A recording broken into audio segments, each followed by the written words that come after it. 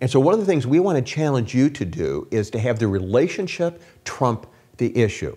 And when you conclude that, friends, then you will have unconditional love in a marriage, and you'll have the safety and the security. It's like having a safety net underneath a trapeze artist that allows you to take risk and experience pain. And you don't use it as license to wound one another, but it's there to protect you so that you can get to the other side of those open loops.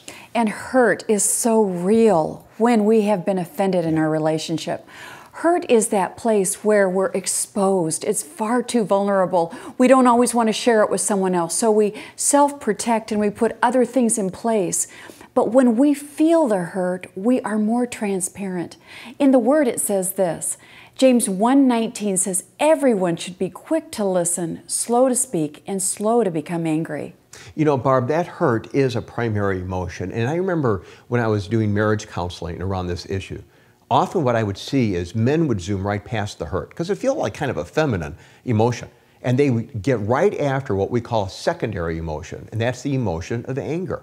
And so what James has to say to us here is very critically important, that we need to be slow to that anger.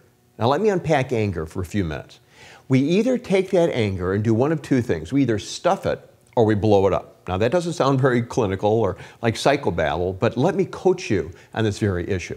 A lot of us don't know what to do with our anger. We grew up in families where, you know what, anger wasn't legitimized or validated. And so we just push it down because we don't feel safe or secure enough to experience it and then express it. Others of us grew up in homes where it was like a loaded cannon and somebody was handing out matches wondering who would light the fuse in that relationship and set it off.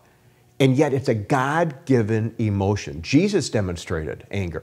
He demonstrated it in the temple when he came in and saw the money changers and he tipped those tables up. And you know what? There was a righteous sense of anger. And I want to encourage you that there are times where you will be hurt, but you will then begin to experience that anger. And yet you need to not be sinful in that anger. In Ephesians 4:26 it says this, be angry, yet do not sin. Do not let the sun go down on your anger and give the devil a foothold. When we experience unresolved anger, we bury it alive. It's like a dead body within us. It comes out as self-protection, isolation, depression, and deep discouragement. And it's very real to us and very wounding in our marriage. You know, it's important for us when we're dealing with a conflict to realize when you're at that fork in the road, if you move towards that isolation and that self-protection, your relationship is at risk. And when you pile up open loop upon open loop upon open loop, you can move from hurt and anger to resentment and bitterness.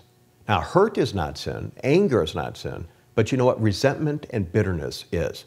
And you know what, folks? A lot of people, when they come into the counseling room and they're talking to a pastor or a mentoring couple, perhaps as you are, and they're facing off these issues, they just say, you know what, I'm overwhelmed. We have so many open loops. But that's why Barb and I are coaching you on a process that we can guarantee you will take you through a great marriage experience as you learn how to resolve conflicts in your life. This works in marriage, it works with friendship, it works in parenting, even within the church.